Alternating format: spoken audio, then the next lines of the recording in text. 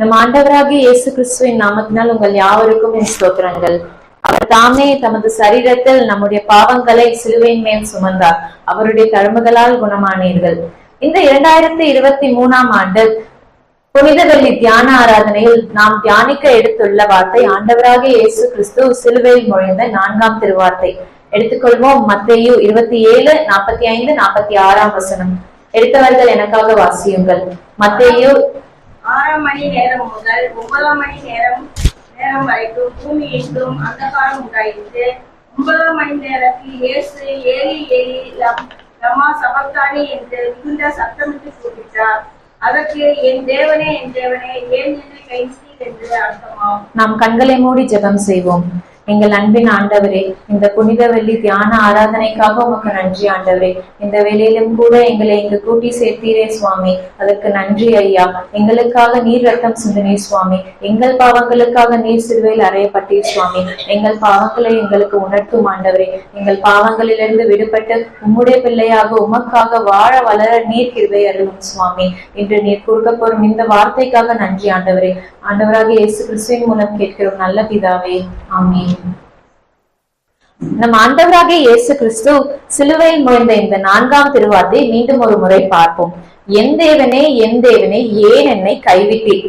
இது இயேசு கிறிஸ்து தன் பிதாவிடம் சத்தமாய் கூப்பிட்ட வார்த்தை. இதற்கு என்ன அர்த்தம்? ஏன் இயேசு கிறிஸ்து இதை கூறுகிறார்? இயேசு கிறிஸ்து தன்னை கைவிட்டதாக பிதாவிடம் கூறுகிறார். ஒரு தேவனை கைவிட முடியுமா? தேவனுக்கு பிரியமானவர்களே, நம் வேதாகமத்தில் பல இடங்களில் பார்க்கலாம் இயேசு கிறிஸ்துவும் பிதாவும் ஒன்று என்று. யோவான் புஸ்தகம் 17:21 எழுதியிருக்கிறது. யோவான் 17:21 அவர்கள் எல்லாரும் ஒன்றாயிருக்கவும் பிதாவே நீர் என்னை அனுப்பினதை உலகம் விசுவாசிக்கத்தக்கதாக நீர் என்னிலேயும் நான் உம்மிலேயும் இருக்கிறது போல அவர்கள் எல்லோரும் நம்மில் ஒன்றாயிருக்கவும் வேண்டிக் கொள்கிறேன். பாருங்கள், நீர் என்னிலேயும் நான் உம்மிலேயும் இருக்கிறது போல. இதை இயேசு கிறிஸ்துவே கூறுகிறார். இதிலிருந்து நாம் தெரிந்து கொள்ளலாம். மேலும் அதே யோவான் புஸ்தகம் 16:32 16ஆம் அதிகாரம் 32ஆம் வசனம் கடைசி பாகம் பாருங்கள். ஆனாலும் நான் தனிக்கிறேன், பிதா என்னுடனே கூட இருக்கிறார். இந்த பகுதிகளிலும் இருந்து நாம் பார்க்கலாம் இயேசு கிறிஸ்து கூடவே தான் நம் ஆண்டவர் என்றும் இருக்கிறார். அவர்கள் ஒன்றே. பின்பு ஏன் தேவனை கைவிட்டதாக சொல்கிறார்? அன்பானவர்களே, தேவன் தம்முடைய ஒரே பேரான குமாரனை இந்த உலகத்திற்கு அனுப்புகிறார். ஒரு சாதாரண மனிதராக இறங்கி வருகிறார். ஆண்டவராக இயேசு கிறிஸ்து நம்முடைய பாவங்களிலிருந்து நம்மை ரட்சிக்க, நம்மை மீட்டெடுக்க மனுஷராக வருகிறார். அவர் பல இடங்களில் மனிதர்கள் போல உணர்வுகளை நமக்கு வெளிப்படுத்தியுள்ளார். அதே போல தேவனாகவும் இருந்து பல அற்புதங்களையும் செய்திருக்கிறார்.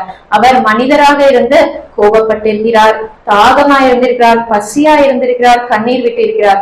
அதே போல் தேவனாகவும் இருந்து காற்றையும் கடலையும் அடக்கி இருக்கிறார். பிணியாளிகளை குணப்படுத்தியுள்ளார், சுகம் கொடுத்திருக்கிறார், உயிர்த்தெழச் செய்திருக்கிறார். இது போல பல அதிசயங்களை நாம் வேதாகமத்தில் பார்க்கலாம். இது பிலிப்பியர் 2ஆம் அதிகாரம் 6-7 கூட எழுதியிருக்கிறது. பிலிப்பியர் 2ஆம் அதிகாரம் 6-7 பக்கம் 271.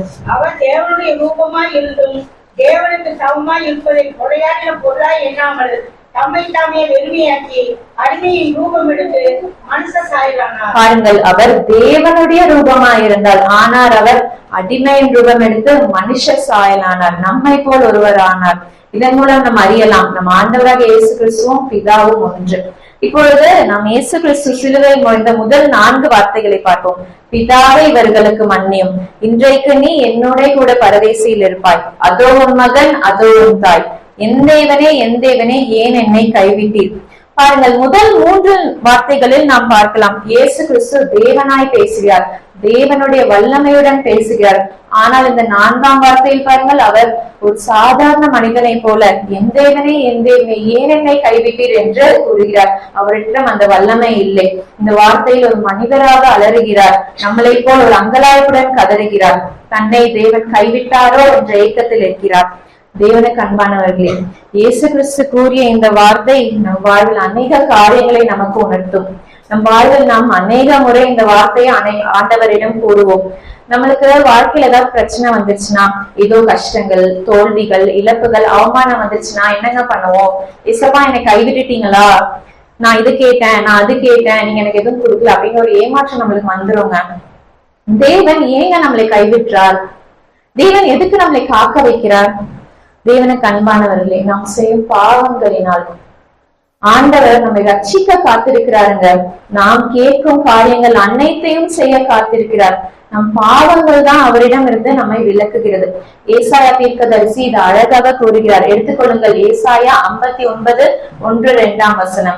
இதோ ரட்சிக்க கூடாதபடிக்கு கர்த்தருடைய கை குறி போகவும் இல்லை, கேட்க கூடாதபடிக்கு அவருடைய செவி மந்தமாகவும் இல்லை. உங்கள் அக்கிரமங்களே உங்களுக்கும் உங்கள் தேவனுக்கும் நடுவாக பிரிவினை உண்டாக்குகிறது.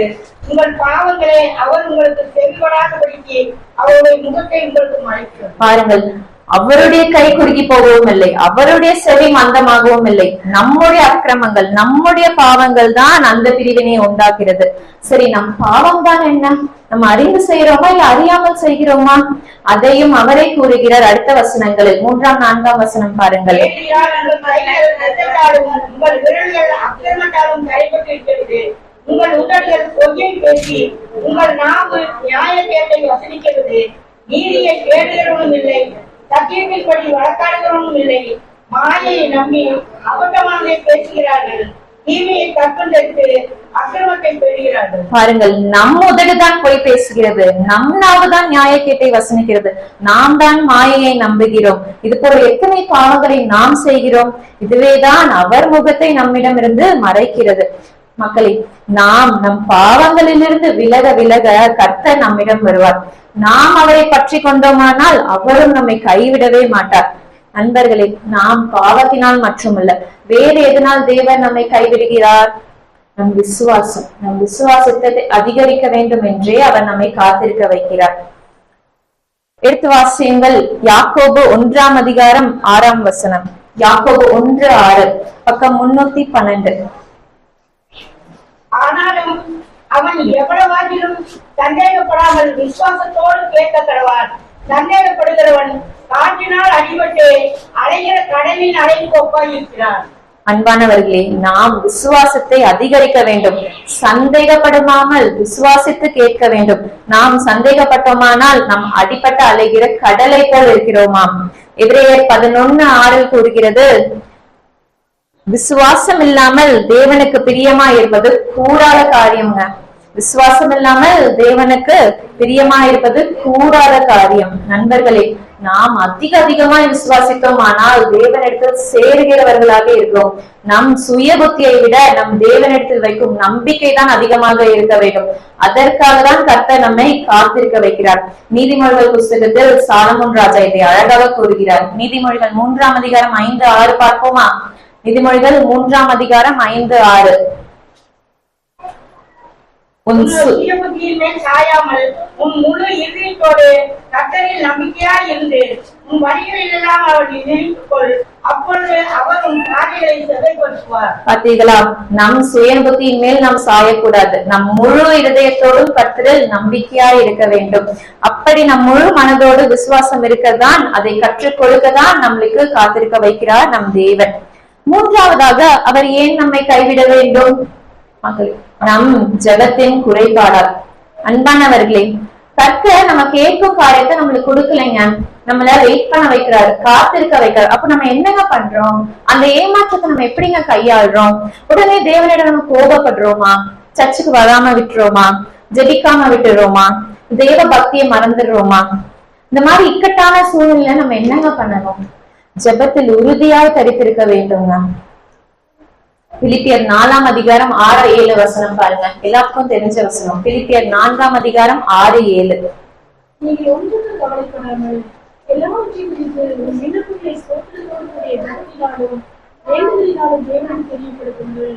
அப்பொழுது எல்லாம் குறித்தும் மேலான தேவ சமாதானம் உங்கள் எதிரிகளையும் சிந்தனைகளையும் கிறிஸ்து பாருங்கள், நீங்கள் ஒன்றுக்கும் கவலைப்படாமல் எல்லாவற்றையும் குறித்து உங்கள் விண்ணப்பங்களை ஸ்தோத்திரத்தோடு கூடிய ஜெபத்தினாலும் வேண்டுதலினாலும் தேவனுக்கு தெரியப்படுத்துங்கள்.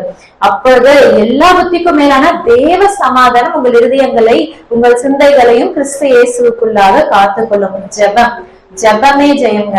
நாம் எல்லாவற்றும் குறித்து ஜெபிக்க வேண்டும். ஒரு உயிர் நண்பனிடம், ஒரு உயிர் தோழியிடம் நாம் எப்படிங்க பேசுவோம்? நம்ம வாழ்க்கை பற்றி எல்லாமே சொல்லுவோம். நம்ம கஷ்டங்கள், துக்கங்கள், சந்தோஷங்கள், கற்பனைகள், ஆசைகள் எல்லாத்த பத்தியும் நம்ம சொல்லுவோம். அதே போலதான் நம்ம ஆண்டவராக இயேசு கிறிஸ்துவிடம் சொல்ல வேண்டும். பாருங்க, தேவனுக்கு நம்ம தெரியப்படுத்த வேண்டும். நம்மளோட கஷ்டங்கள், இஷ்டங்கள் எல்லாத்தையும் நம்ம சொல்லணும்.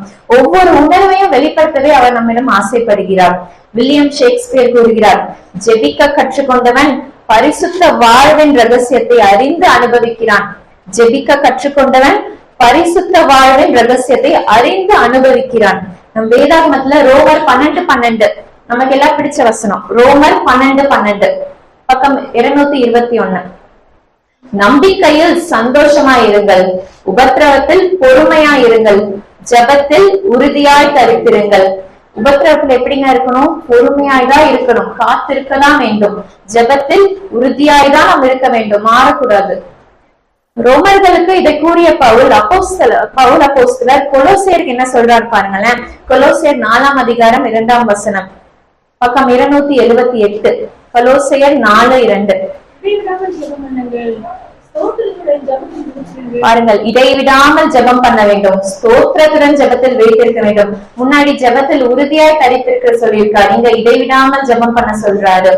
தேவனுக்கு அன்பானவர்களே, எந்த சூழ்நிலையா இருந்தாலும், கவலையோ, துக்கமோ, மகிழ்ச்சியோ, ஆசையோ, ஜெபம் பண்ண வேண்டுங்க, உறுதியாய் பண்ண வேண்டும். நம்ம எந்த அளவிற்கு ஜெபத்தில் உறுதியாய் தரித்திருக்கிறோமோ நம் விசுவாசமும் நம்பிக்கையும் அதிகரிக்கும். நம் தேவன் நம்மளை ஏன் கைவிடுகிறார், நம்மளை ஏன் காக்க வைக்கிறார் என்ற அர்த்தம் நமக்கு புரியும். தேவ சமாதானம் நம்ம என்றும் நிலைத்திருக்கும். அடுத்து நாம் இதெல்லாம் செய்யறோங்க, பாவங்களை எல்லாம் அகற்றி விட்டோம், முழு விசுவாசத்துடன் இருக்கிறோம், உறுதியாய் ஜெபிக்கிறோம். அப்படியும் தேவன் நம்மளை கைவிடும் போது அதை நம்ம எப்படிங்க கையாள வேண்டும்? அவருடைய நேரத்திற்காக காத்திருக்க வேண்டும். தாவீதின் சங்கீதத்தில் அருமையாக எழுதியிருக்கிறது. சங்கீதம் 27:14 27:14 பார்ப்போம்.